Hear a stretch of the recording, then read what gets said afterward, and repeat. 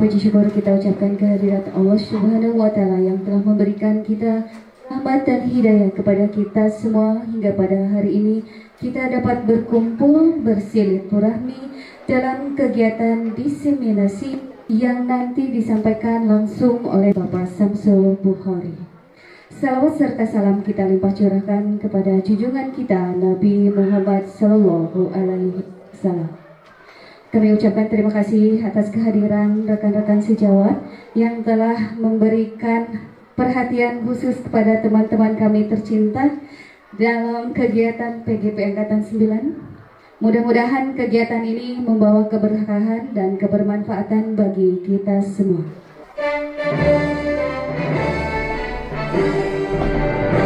Indonesia tanah airku, tanah tumpah darahku, di sanalah aku berdiri, jadi mandu hidupku.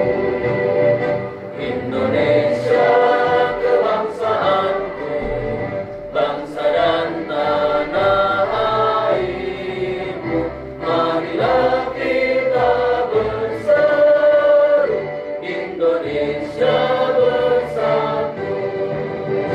Hiduplah tanahku, hiduplah negeriku, bangsaku, rakyatku semuanya. Bangunlah jiwanya, bangunlah badannya untuk Indonesia Raya. Indonesia Raya, merdeka, merdeka, tanahku, negeriku yang ku cinta. Indonesia Raya, merdeka, merdeka, hiduplah Indonesia Raya.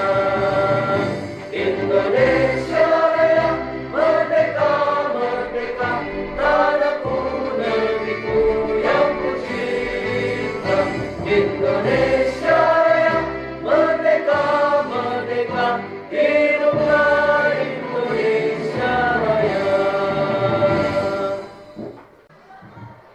Baiklah hadirin yang berbahagia, sebelum menginjak ke acara berikutnya, marilah kita sama-sama mendengarkan doa yang akan disampaikan oleh Bapak Iwan Ridwan SPD. Kepadanya dipersilakan. Bismillahirrahmanirrahim. Allahumma anfa'na bima 'allamtana wa 'allimna ma yanfa'una wa zidna ilman. Rabbana hab lana min azwajina wa dhurriyyatina qurrata a'yun waj'alna lil muttaqina imama. Rabbana atina min ladunka rahmah wa hayyi' lana min amrina rasyada. Rabbana atina fid dunya hasanah wa fil akhirati hasanah wa qina adzabannar. Birahmatika ya arhamar rahimin. Allahumma rabbana taqabbal minna innaka antas samiul alim wa tub alaina innaka antat tawwabur rahim. Rabbana taqabbal minna innaka antas samiul alim wa tub alaina innaka antat tawwabur rahim. Rabbana taqabbal minna innaka antas samiul alim wa tub alaina innaka antat tawwabur rahim. Subhana rabbika rabbil izzati amma yasifun wa salamun alal mursalin walhamdulillahi rabbil alamin. As'aluka al-ijabah bis-sayyidil Fatihah. A'udzu billahi minasyaitonir rajim. Bismillahirrahmanirrahim. Alhamdulillahi rabbil alamin arrahmanir rahim maliki yaumiddin. Iyyaka na'budu wa iyyaka nasta'in ihdinas siratal mustaqim. Siratal ladzina an'amta 'alaihim ghairil maghdubi 'alaihim waladdallin. Rabbi ighfir lana amin. Assalamualaikum warahmatullahi wabarakatuh. Kita bisa melaksanakan kegiatan diseminasi CGP Angkatan ke-9. Salawat serta salam semoga dicurahkan kepada Nabi kita Muhammad Sallallahu Alaihi Wasallam. Peningkatan profesionalisme guru itu harus tetap dilaksanakan dan harus konsisten kita ikut pada kegiatan itu. Salah satunya itu peningkatan kapasitas kemampuan profesionalisme guru itu melalui calon guru penggerak atau guru penggerak. Alhamdulillah di kita sudah terbukti Bu Nenden dengan CGP-nya jadi kepala sekolah. Kemudian Bu Citra dengan CGP-nya menjadi kandidat pengawas yang itu ya. Sekarang itu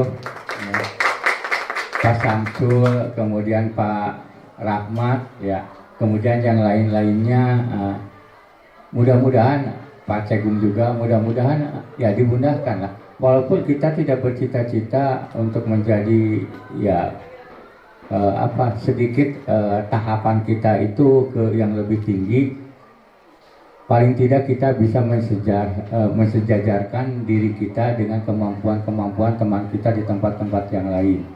Karena pada hari ini sampai ke depan itu ternyata pengakuan profesionalisme guru itu selain dari mendapatkan sertifikat dan tunjangan, ya, profesionalisme guru itu juga dilihat dari apakah dia mengikuti guru penggerak atau tidak mengikuti guru penggerak. Maka dari itu harapan dari sekolah bahwa teman-teman yang lain bisa daftar dulu untuk mengikuti guru penggerak. Lulus dan tidak lulus, berhasil tidak berhasil bukan urusan kita.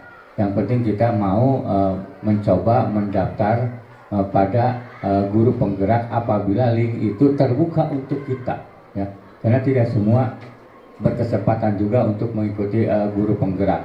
Manakala itu ada di hadapan kita dan itu ada diberikan peluang kepada kita, maka manfaatkanlah peluang itu untuk kegiatan guru penggerak. Walaupun seperti tadi bahwa kita tidak berkehendak untuk menaikkan grade kita, baik itu menjadi kepala sekolah maupun menjadi pengawas.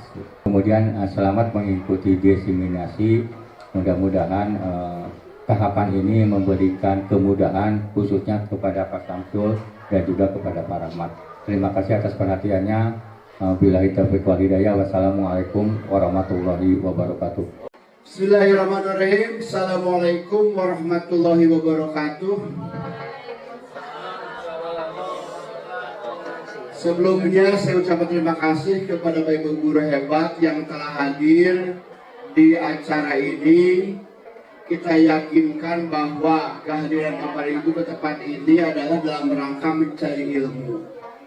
Agama menjelaskan bahwa perginya kita mencari ilmu itu, maka insya Allah bergugurlah dosa-dosa kita.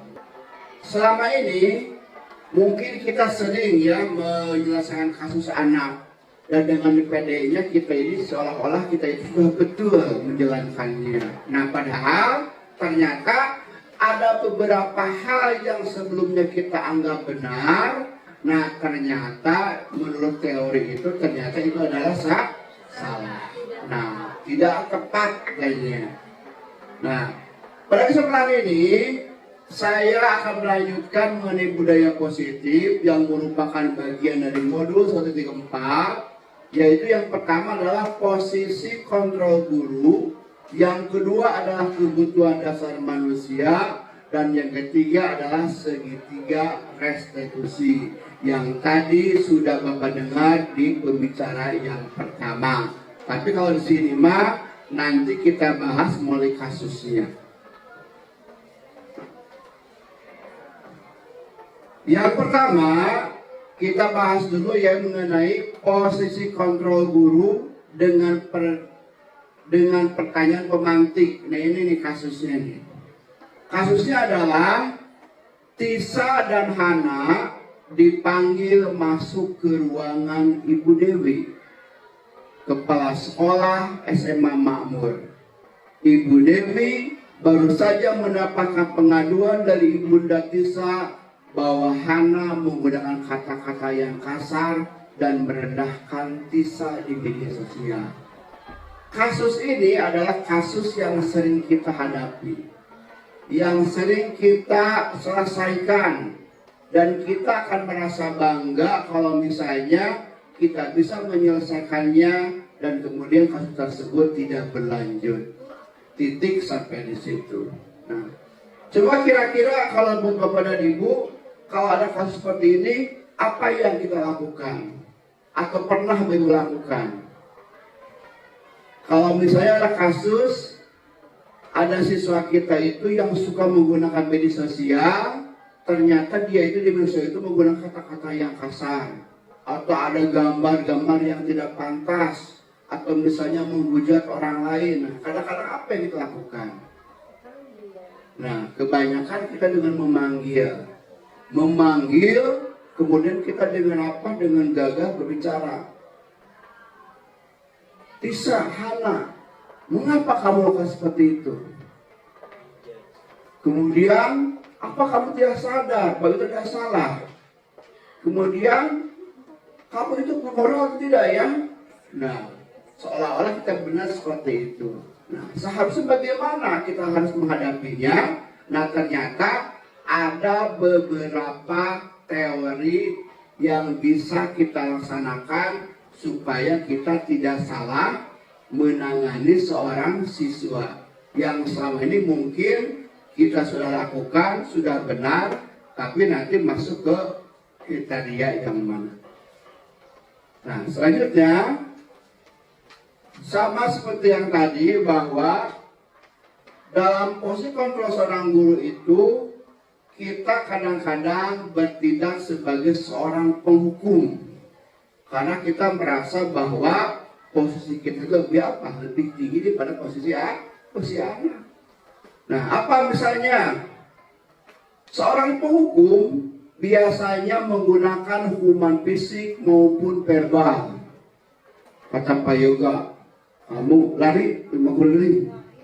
Atau dengan kata-kata, kamu tahu nggak sih bahwa itu tidak bermoral? Nah, itu kadang-kadang kata-kata yang sering kita munculkan.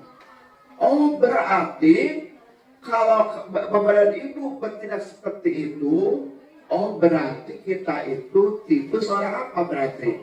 Seorang penghukum. Nah, apa saja misalnya kata-katanya? Patuhi aturan saya. Awas ya, kalau kamu melakukan lagi, konsekuensinya adalah kamu dipanggil perjanjian dan semeterai misalnya. Itu yang saya lakukan dulu. Kamu selalu salah saja. Nah, guru seperti ini senantiasa percaya hanya ada satu cara pembelajaran bisa berhasil, yaitu cara dia. Jadi dialah yang menurut dia paling berhasil. Nah, berarti selama ini, berarti saya itu merupakan tipe penghukum ketika kita mengenangi seorang anak. Bisa dipahami Bapak Ibu? Atau memang ini sering kita lakukan? Sering kita lakukan, dan kita itu kadang-kadang sudah merasa bangga kalau kita sudah seperti tidak sadar. Ya. Cuk saya salah gitu. Nah, tapi ya tidak apa-apa. Nah, setelah ini mudah-mudahan kita sama-sama merubah paradigma kita. Amin ya. Kemudian yang tipe yang kedua nih. Apakah Bapak Ibu masuk tipe yang kedua? Tidak. Yaitu pembuat merasa bersalah. Nah, jadi di sini adalah adanya kesadaran di kalangan siswa setelah dia melakukan kesalahan, dia itu merasa salah karena apa yang dilakukan. Di sini disebutkan biasanya guru akan bersuara lebih lembut. Nah, saya sering mendengar ada wali kelas dengan menangani dengan lembut, ditepak bahunya. Nah, apa sih kamu seperti itu? Apa kamu tidak sadar? Cara itu kadang-kadang cocok dilakukan apabila kita menghadapi kasus tertentu. Tapi kadang-kadang kita juga dengan cara ini merasa apa? Anak-anak hari-hari seperti ini. Kalau kita menggunakan daya bahasa yang lembut. Nah, apa saja misalnya kata-katanya? Pembuat rasa bersalah akan menggunakan keheningan yang membuat orang lain merasa tidak nyaman, bersalah, dan rendah diri. Nah, jadi di balik kata-kata kita yang lembut itu, anak merasa apa? Merasa bersalah, tertekan. Oh, ternyata saya bersalah. Nah, jadi ini juga bisa digunakan oleh kita. Membuat anak itu merasa bersalah dan kemudian dia menyadari bahwa dia telah membuat kesalahan. Apa sih Pak kata-katanya yang sering kita lakukan, harus kita kemukakan? Misalnya gini, ibu sangat kecewa sekali dengan kamu. Nah itu adalah kalimat pembuka. Ibu sangat kecewa sekali terhadap kamu. Coba apa yang dirasakan oleh anak mendengar kata seperti itu? Merasa bersalah. Jadi di balik kelembutan itu ternyata ada apa? Ada kekuatan besar. Jelek gitu. Langsung masuk ke hati. Dia merasa bersalah walaupun kita tidak usah menggunakan kata-kata yang keras. Ibu sangat kecewa sekali dengan kamu. Berapa kali Bapak harus memberitahu kamu ya? Berapa kali? Itu kan kalimatnya lembut, tapi ada apa? Ada unsur penekanan. Berapa kali sih Bapak harus memberitahu kamu? Bapak kan sering bilang, kamu itu jangan mencoret-coret di tembok. Terus bagaimana Pak? Ya di buku. Nah itu kan kalimat yang lembut tapi ada penekanan sehingga apa? Timbul kesadaran pada anak bahwa dia itu telah berbuat bersalah. Nah apabila Bapak dan Ibu suka melakukan seperti itu, berarti Bapak dan Ibu sudah masuk ke dalam pembuat merasa bersalah. Jadi anak merasa bersalah setelah Bapak Ibu memberikan treatment walaupun dengan menggunakan kata yang lembut. Nah biasa nama ibu-ibu, tapi nggak tahu tak kalau bu istri mah bisa nggak seperti ini membuat masalah. Paling bu istri mah tarik hukum dia pasti. Ya biasa ya. Nanti belajar ya menangani anak dengan kata-kata yang lembut. Bisa nggak nanti ibu istri bilang, nah jangan seperti itu ya. Insya Allah bisa. Sekarang yang ketiga nih, yang sering dilakukan oleh kita. Kita ini kadang-kadang bertindak sebagai teman, menganggap bahwa siswa adalah seumur dengan kita. Kemudian kita memposisikan kita ini sama sederajat dengan mereka. Misalnya bagaimana cara menanganinya biasanya? Biasanya kan kebanyakan anak itu misalnya dibawa, sini nak duduk dengan bapak. Duduk dalam posisi yang bagaimana? Yang sejajar. Beda dengan dulu, kalau saya misalnya, diuk anak. Wah, Pak Yoga, wah berarti penghukum Pak Yoga. Karena nanti Pak Yoga itu harus apa? Harus sejajar, Pak Yoga nggak boleh. Harus. Iya, kalau Pak Yoga di lapangan sejajar memang. Nah guru, nah itu sejajar anak sama tingginya. Tapi bukan itu Pak Yoga. Maksudnya ketika Pak Yoga itu menangani siswa itu, dudukan dia dalam posisi yang sama dengan kita. Anggap saja dia teman. Nah, pada posisi ini guru tidak akan menyakiti murid. Karena apa? Karena guru telah menghormati murid dan murid yang sebagai seorang teman. Karena posisinya sama. Namun akan tetap berupaya mengontrol murid melalui pendekatan persuasi. Jadi persuasi itu menggunakan kalimat-kalimat yang tepat, yang bijak. Misalnya apa? Ayo bantulah demi Bapak ya. Misalnya ada anak seperti ini, ketahuan misalnya tiba-tiba Pak Iwan itu karena duduk di bawah pohon mangga, tiba-tiba nama mangganya hilang. Waduh, ya sehati Cirian. Ada laporan ke Pak Iwan, Pak, si apa yang udah mencuri. Nah, anak tersebut dipanggil. Sini nak, duduk dengan Bapak ya. Ayo bantulah demi Bapak ya. Kira-kira siapa sih yang mengambil mangga itu? Jangan langsung dicarikan. Kamunya, oleh bangganya. Jangan. Tapi dia dudukan dulu posisi dengan sama dengan kita. Kemudian dia tanya dengan kalimat-kalimat yang persuasif. Bisa kalimat apa lagi? Ya sudah, kali ini tidak apa-apa.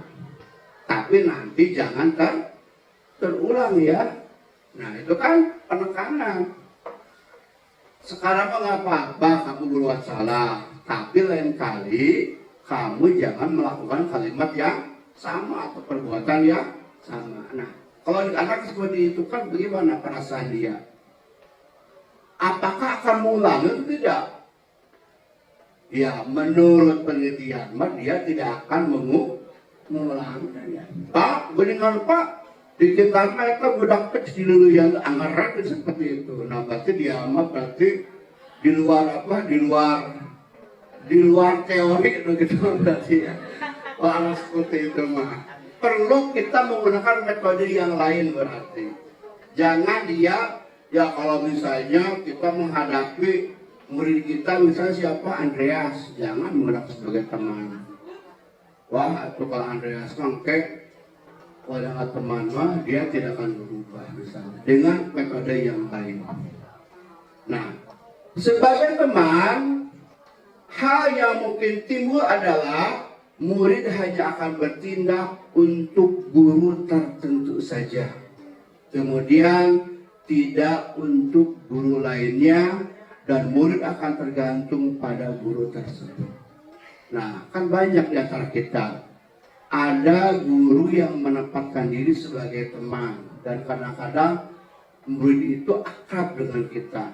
Seperti kemarin saya lihat dengan boneng ya kemarin ya ada siswa bu pinjam panci bu itu Pak. Nah kan apa? Karena dia sudah apa? Menganggap bahwa boneng sebagai teman. Si boneng kamu mah bukan? Ada perasaan akrab. Nah itu adalah bisa digunakan ketika apa? Ketika murid tersebut melakukan sebuah tindakan yang salah. Nah itu, tapi harus menggunakan penekanan tertentu supaya apa? Supaya nanti murid itu walaupun kita dianggap teman, tapi dia sadar, oh ternyata bapak ibu guru itu menganggap saya teman supaya apa? Supaya saya bisa berubah. Bisa dipahami Bapak Ibu bisa? Bisa. Iya, kita lanjutkan. Yang satu lagi sebagai pemantau. Apakah Bapak dan Ibu masuk seperti ini atau tidak sebagai pemantau? Apa cirinya? Pemantau berarti mengawasi. Fungsi pemantau berdasarkan peraturan-peraturan dan konsekuensi. Pertanyaan yang diajukan seorang pemantau, peraturan apa ya?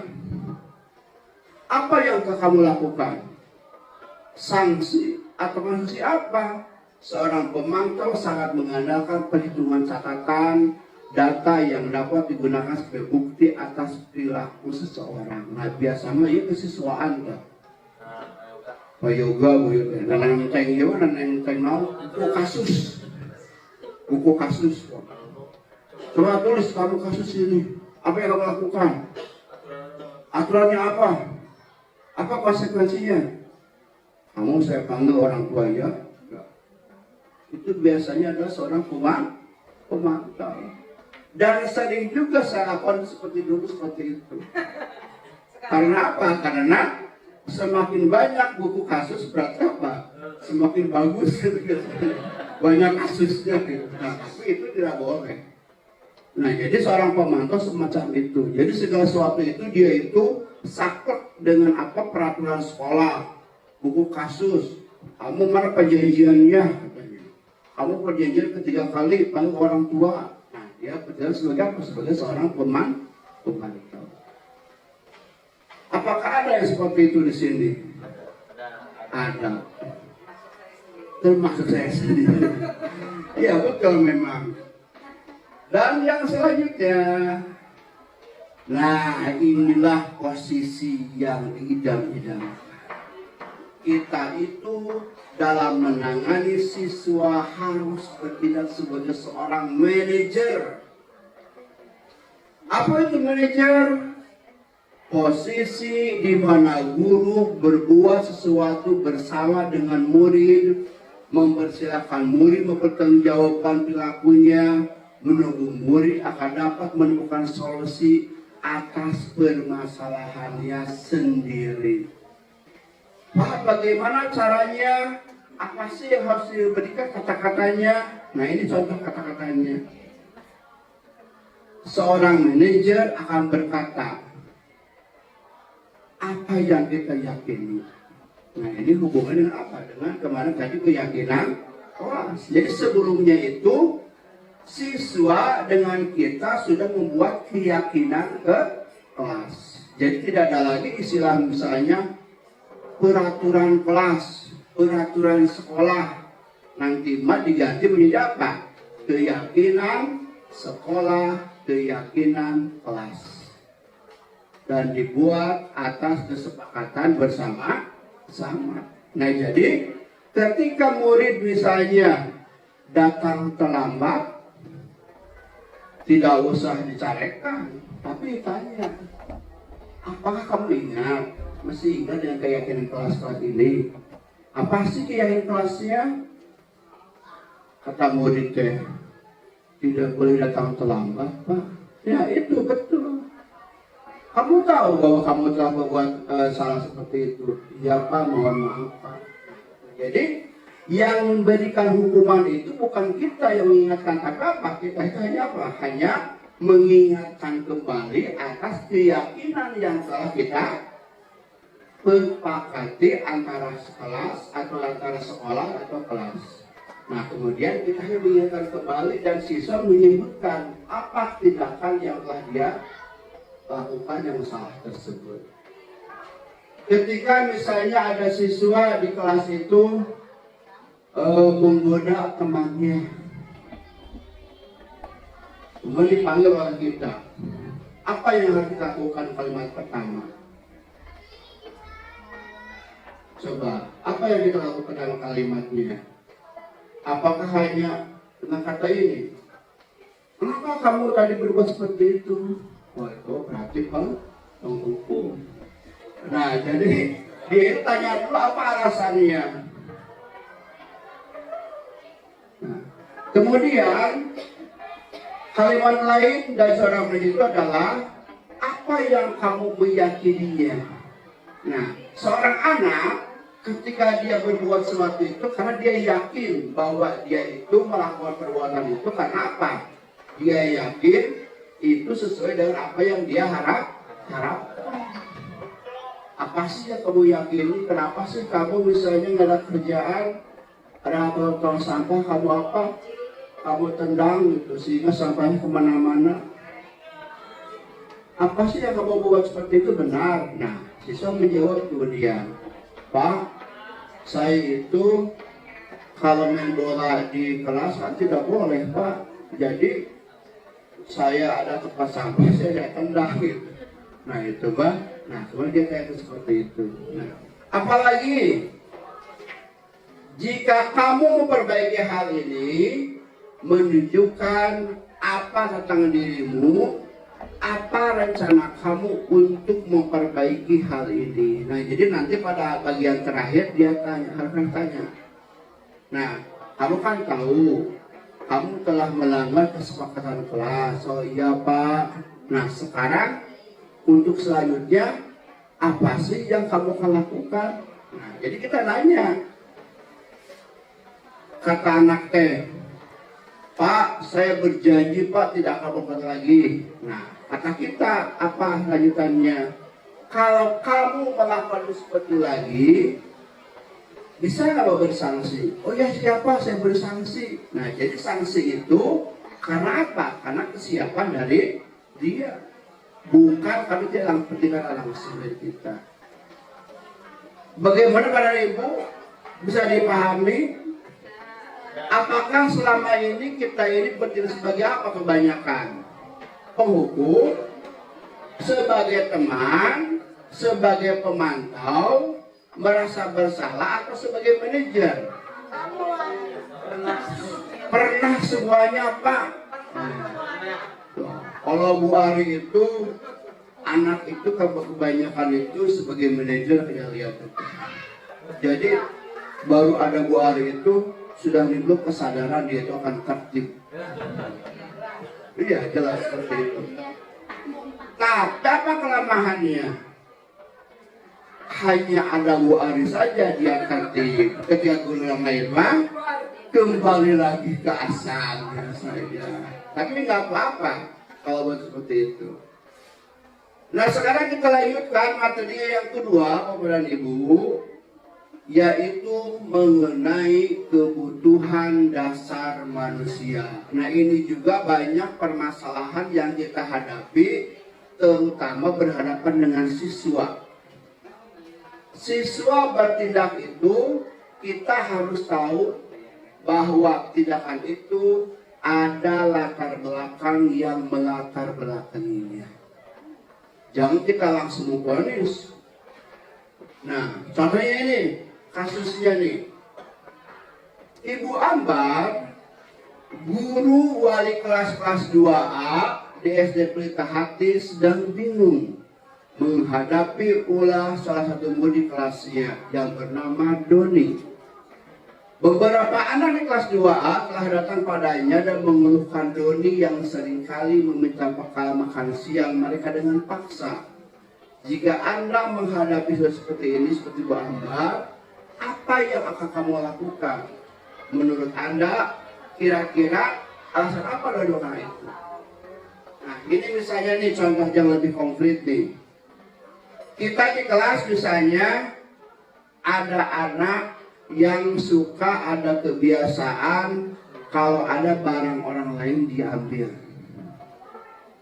Sehingga muncul misalnya ada keluhan dari teman-temannya, Pak, pulpen saya hilang, Pak, spidol saya hilang. Nah, ketika kita menghadapi permasalahan seperti itu, apa yang harus kita lakukan?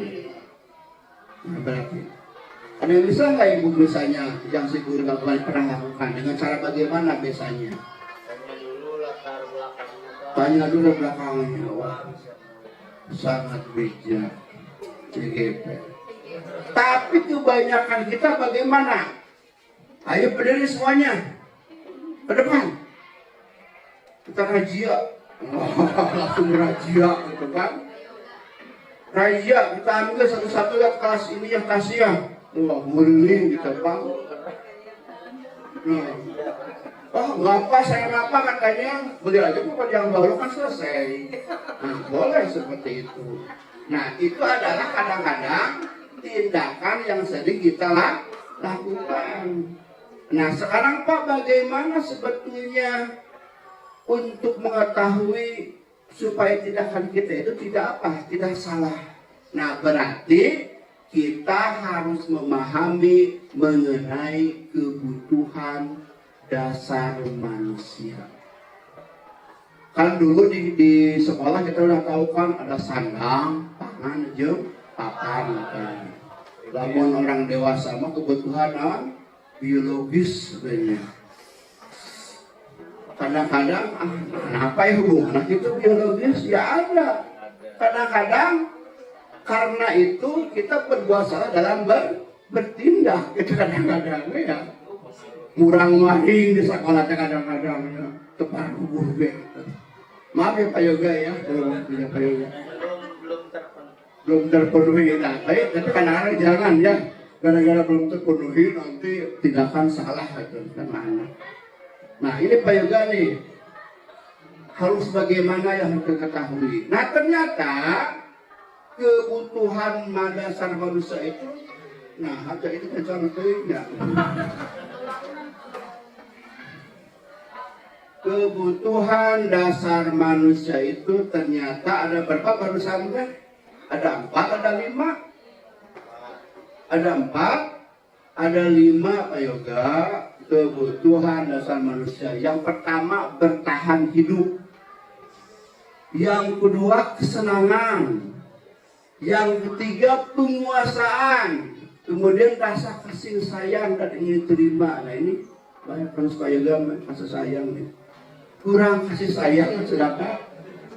Kemudian kebebasan.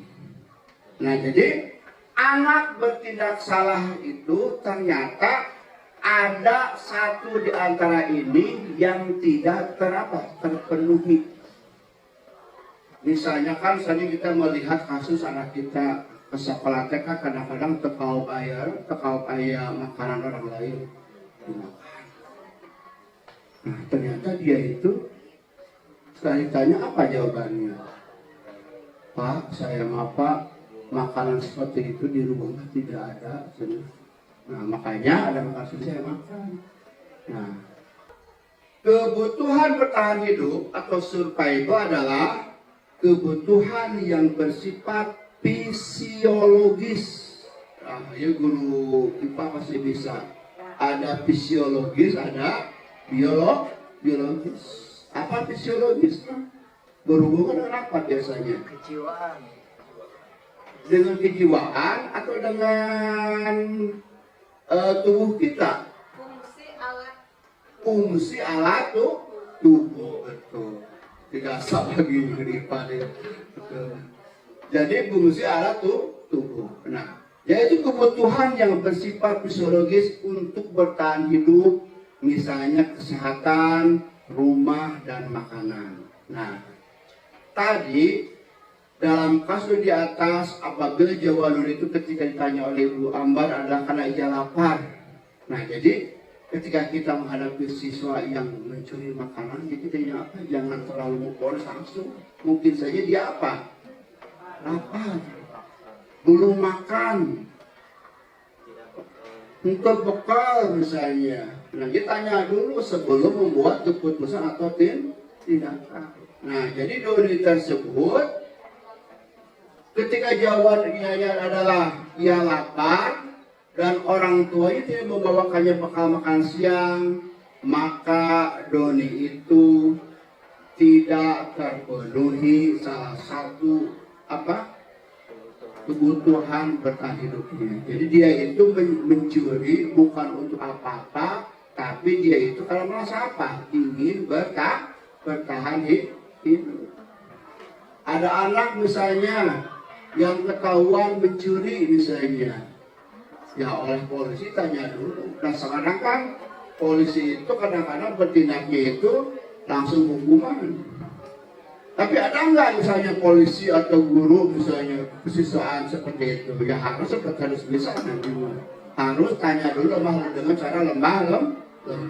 Jangan diberikan langsung sanksi. Yang kedua, nah ini nih yang sering kita temukan di sekolah kita adalah karena mereka itu haus akan kasih sayang dan rasa ingin diterima. Ada anak di sekolah kita ini kebanyakan kasusnya itu apa? Kebanyakan setelah kita telusuri latar belakangnya itu adalah karena hubungan kedua orang tuanya yang sudah putus, sudah cerai, tidak harmonis, broken home misalnya. Jadi ketika dia bertindak seperti itu, ternyata ada latar belakangnya itu karena dia merasa apa? Karena merasa dia itu tidak menerima kasih sayang dari orang tuanya. Nah biasanya anak seperti itu lamun diam pisan, tapi kalau dia berontak sangat berontak. Karena merasa dia apa? Untuk apa? Dia buat orang lain, orang tuanya lengkap, dia tidak. Nah, berarti dia itu kan apa? Tidak terpenuhinya rasa kasih sayang dari orang tuanya. Nah, tapi ada juga anak yang model seperti itu karena apa? Karena dia merasa dikucilkan oleh temannya. Jadi merasa dia itu tidak level di kelas itu. Orang lain mau ngobrol dengan sesamanya, dia mah diam. Tapi orang semacam itu kalau dia sudah berbuat salah, dia kan apa? membuat kesalahan yang bisa apa? Supaya dia itu bisa diterima oleh kelompoknya yang lain. Misalnya, kan sekarang banyak fenomena misalnya kenakalan remaja. Mengapa seperti itu? Karena dia itu ingin apa? Menunjukkan identitasnya bahwa dia itu bisa menjadi bagian dari kelompok tersebut. Ingin diakui, betul. Ingin diakui eksistensinya apa? Eksistensinya. Mengapa misalnya ada guru yang banyak kata-kata bertindak yang aneh-aneh? Oh, berarti dia itu ingin diakui eksistensinya. Ingin eksis. Nah, itu situasi seperti itu. Jadi dia itu kalau anak bertindak ada yang hal aneh-aneh, oh berarti dia itu ingin diakui keberadaannya. Kita jangan bertindak kadang-kadang kalau saya itu kan yang tahu itu anak lu paling apa katanya dulu mah, lu paling gelis, lu paling kasep, lu paling bandel. Nah kadang-kadang orang-orang lu biasa apa di luar jangkauan kita. Nah itu dosa besar kita pada mereka ya. Betul. Ya makanya saya itu sangat bangga pada guru olahraga hafal semua guru itu. Apakah hubungan dengan apa? Coba hafal seperti itu. Jadi hafal, oh anak ini seperti ini seperti ini seperti ini. Nah kenapa? Supaya kalau kita hafal, maka kita tidak salah dalam membuat keputusan. Yang ketiga, nah ada juga karena penguasaan atau kebutuhan pengakuan. Nah, kebutuhan ini berhubungan dengan kekuatan untuk mencapai sesuatu, menjadi kompeten, menjadi terampil, diakui atas prestasi keterampilan kita, didengarkan dan memiliki rasa harga diri. Nah, misalnya kasus Joni misalnya, dia itu bertindak seperti itu karena dia ingin dianggap dia itu hebat. Ketika ada anak misalnya berbuat Andreas misalnya, berkelahi dengan temannya, nah ternyata dia apa motivasinya? Dia itu tidak apa-apa, dianggap hebat oleh teman. Nah kita harus tanya dulu apa motivasi dia seperti itu. Nah jadi dengan hal-hal semacam ini maka nanti semua tindakan yang kita lakukan itu akan lebih terukur dan tidak akan salah dalam melakukan tindakan dan cenderung tidak akan menyakiti. Nah ini kalau disakiti itu kan sangat pedih itu seperti itu. Pedih juga, ya. Pedih kan? Pedih, nah, Pak juga pedih, pedih sangat pedih sekali. Disakiti memang pedih itu. Dan yang terakhir, mengapa anak itu berbuat segala sesuatu? Karena di latar belakangi apa? Ingin kebebasan atau kebutuhan akan pilihan. Seorang anak di kelas misalnya, Pak, saya izin Pak ke belakang, silakan. Gus bel satu dan pada belakang. Kamu dari mana aja gitu kan? Kita kan langsung bertanya, kamu dari apa? Nah, kita kemudian harus bagaimana harusnya. Nah, berarti kita harus seperti ini nih. Kebutuhan untuk bebas adalah kebutuhan akan kemandirian, otonomi, memiliki pilihan dan mampu mengendalikan arah hidup seseorang.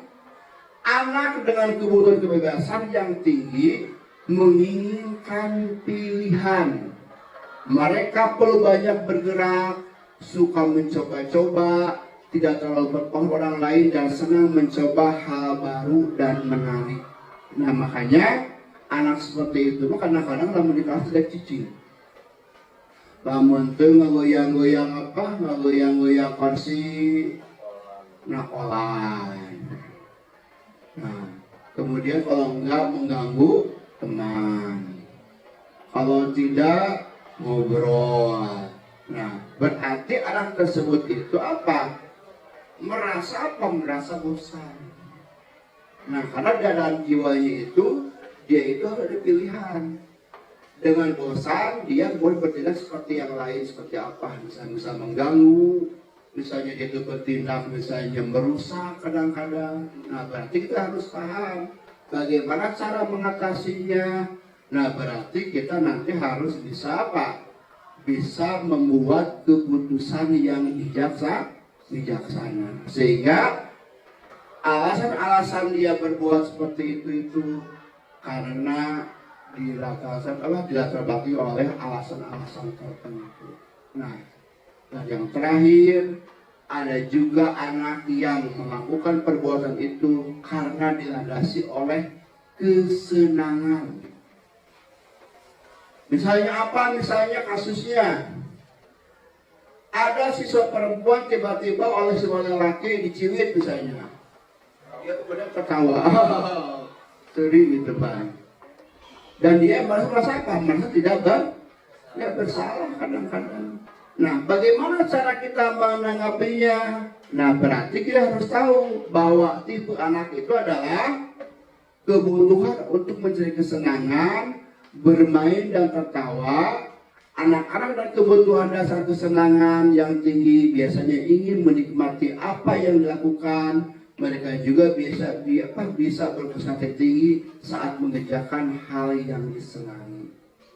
Nah, namun ada anak misalnya di kelas itu suruh misalnya menulis ini, mengerjakan yang lain. Berarti dia merasa apa? Merasa bosan. Berarti atau dicarekan, berarti mungkin kita yang salah. Nah, jadi dia itu mencari apa? Mencari kesenangan bagi dirinya. Bagaimana caranya dia mengisi kebosanan? Misalnya kan ada yang tidak cici, bisa pindah bangku, kadang-kadang pindah ke depan, kadang-kadang pindah ke belakang. Oh, berarti kita harus interaksi pada kita. Berarti anak tersebut sudah merasa bosan dengan apa yang kita lakukan. Nah, itu adalah introspeksi bagi kita semua, bahwa setiap tindakan dari anak itu ternyata ada latar belakang yang ada hubungannya dengan apa? Kebutuhan dasar manusia. Ada nggak pernah yang menangis siswa misalnya menggunakan latar belakang ini? Pernah melakukan. Nah, saya yakin ibu dan bapak itu sudah melakukan, tapi tidak tahu masuk ke daerah yang mana. Saya yakinlah bahwa ibu itu sudah bisa melakukannya. Segitiga restitusi itu, nih, bentuknya seperti ini. Wah, nah, ini aja lah. Yang pertama adalah yang bawah, ini adalah menstabilkan identitas. Nah, sekarang mulai Bapak dan Ibu itu harus mulai praktik dalam rangka apa? Kita menangani seorang siswa. Kalau siswa misalnya dianggap apa? Dianggap bersalah. Nah, yang pertama, misalnya tadi saya menyebut kasus nih, kasus seorang anak yang bernama Alen, tapi bukan anak kaya, ini bukan yang anak apa, bukan. Ketika pembelajaran di kelas sedang berlangsung, Alen masuk ke kelas, salah minta izin buang air kecil ke toilet. Setelah menutup pintu dan mengucapkan salam, ia segera menghampiri tempat duduknya yang ada di barisan paling belakang. Ketika Alen berjalan di samping tempat duduk Fauzan, tiba-tiba Fauzan menjulurkan kakinya dan menyebabkan Alen langkah kakinya terbentur kaki Fauzan dan hampir jatuh terjerembab. Spontan suasana kelas menjadi ribut karena menertawakan kejadian tersebut. Sedangkan Fauzan terlihat tersenyum tanpa menunjukkan sikap bersalah. langsung alen bangkit dari jatuhnya dan kecaprotan, dia kemudian mengeluarkan kata-kata yang kotor. Kotor kamu ya, dan saya tidak berani lah mengucapkan kata-kata kotornya ya. Nantilah ganti dulu. Pokoknya mah kata-kata kotor pokoknya. Kamu kotor ya. Dan apa sih yang harus kita lakukan? Coba kira-kira kamu hadapi anak seperti ini. Coba kalau ada kejadian di kelas seperti ini, kita sebagai guru yang sedang ada di situ, apa yang harus kita lakukan? Atau biasanya kita lakukan bagaimana? Digabret misalnya. Mana yang kan kadang-kadang menyalahkan Alen. Biasanya menyalahkan Karena kan terdengarnya itu kata-kata. wah, karena terdengar kata-kata kok kotor. Padahal tidak tahu latar belakang. Kalau tidak tahu terbelakangnya. Saya kayak berarti betul. Di sini ada dua kasus. Kadang-kadang kita itu tahu fokus ke mana? Ke alennya atau ke paujannya kita katakan. Nah kadang-kadang ke alennya karena dia melakukan kata-kata yang kotor. Nah dalam kasus ini ternyata ada dua kasus. Kasus yang pertama apa? Fauzan jahil menyebabkan Alen terjatuh, dan yang kedua Alen mengeluarkan kata-kata yang kotor.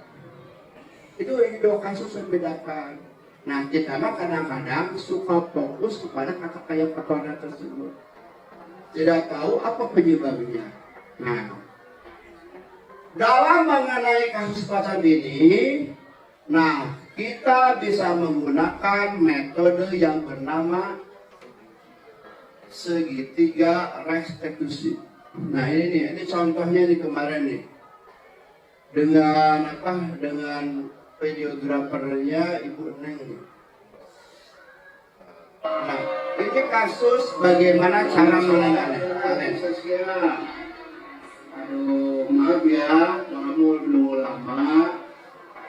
Masih Bapak melihat aku sini, Bapak kaget ya lihat anak tadi. Aku begitu marah lihat rumah terhadap Paujan. Kira-kira apa sih yang terjadi? Ya ceritakan Bapak.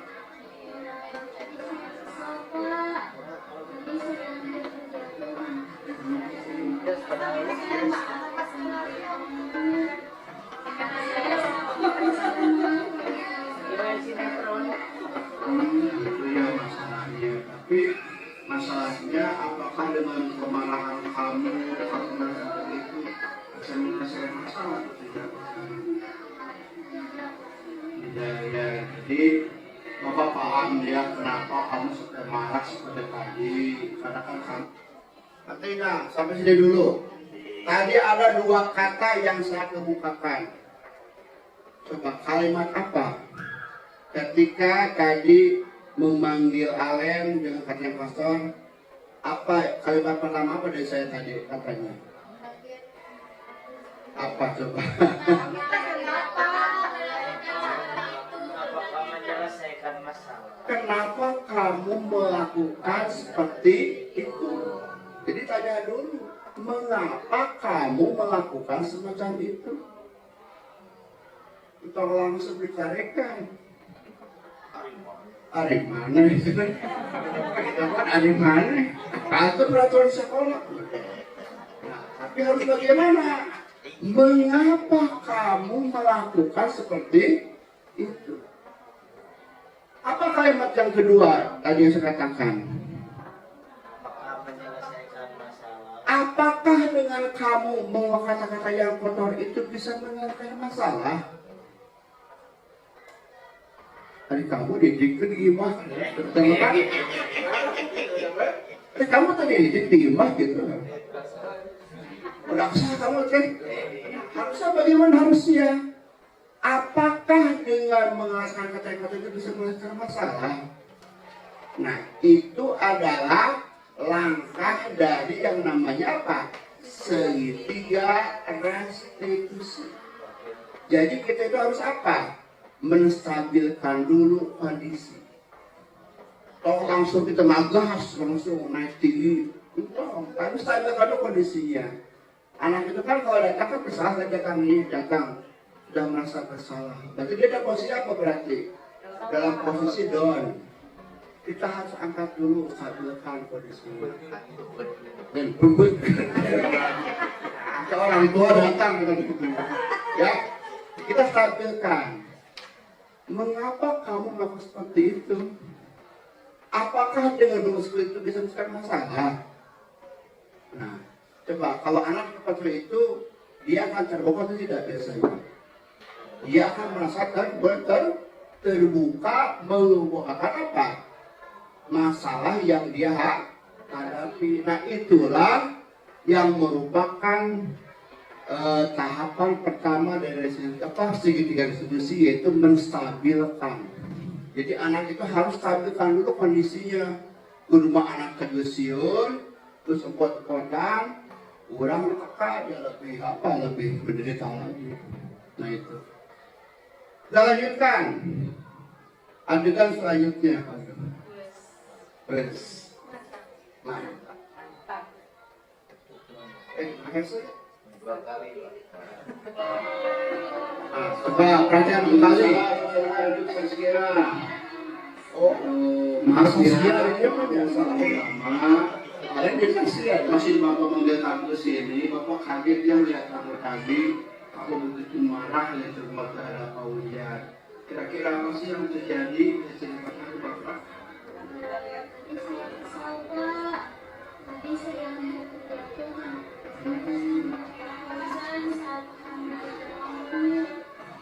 saya sakit dan saya mau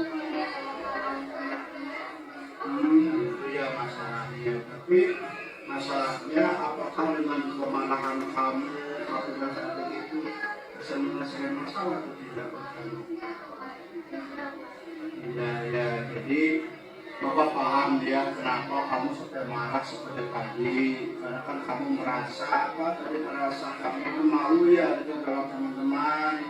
Nah, tapi kamu harus ingat mengenai kesepakatan dan keyakinan keras kita. Kira-kira nilai kesepakatan apa sih yang sudah kamu langgar, kamu tidak ingat?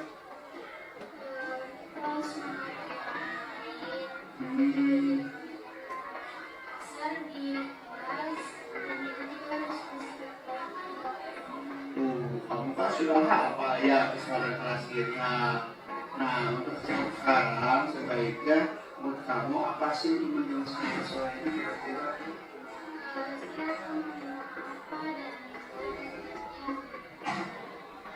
Oh ya bagus, berarti kamu sudah menyadari kesalahan kamu. Nah sekarang bagus, terima kasih ya kamu telah hadir di sini. Mudah-mudahan permasalahan kamu dengan Ramadan bisa selesai. Terima kasih ya. Kita boleh kembali ke kelas ya. Ya sama-sama.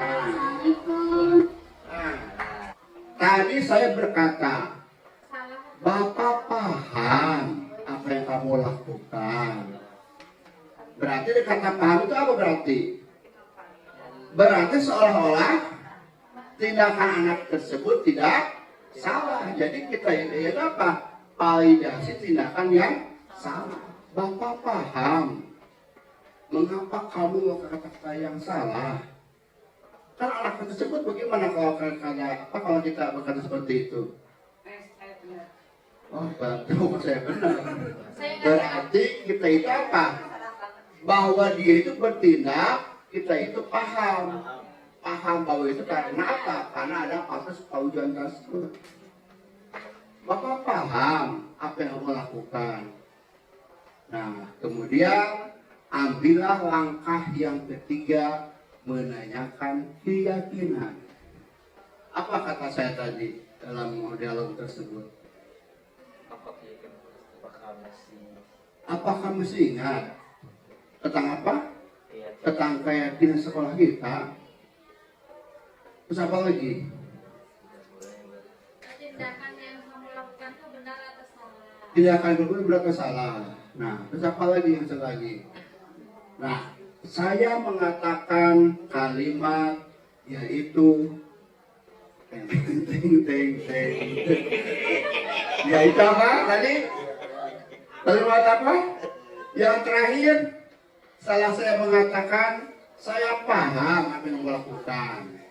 Nah, terus yang kedua, apakah kamu tahu kamu sudah menang kesempatan kelas? Dan yang ketiga adalah Pilihan. pilihan bagaimana? Pilihan apa? Pilihan bagaimana? Pilihan bagaimana Pak Yoga? Nah, harus bagaimana Pak? Nah, kalimat yang ketiga adalah menyatakan keyakinan. Nah, tadi kan udah bilang, apa kamu yakin? Apa kamu paham kamu sudah melakukan tindakan salah? Iya Pak, saya sudah melakukan kesalahan. Nah, bagaimana kalau kamu nanti melakukan tindakan yang sama? Jadi jangan kita yang menentukan, tapi siswa. Oh iya Pak, kalau saya nanti berbuat salah, saya siap dihukum. Nah, jadi yang menentukan hukuman siapa? Anak, bukan kita. Nah, ini maksud apa? Menanyakan keyakinan. Dan biasanya kalau tindakan itu dilakukan, anak merasa apa setelah pulang dari ruangan? Merasa lega.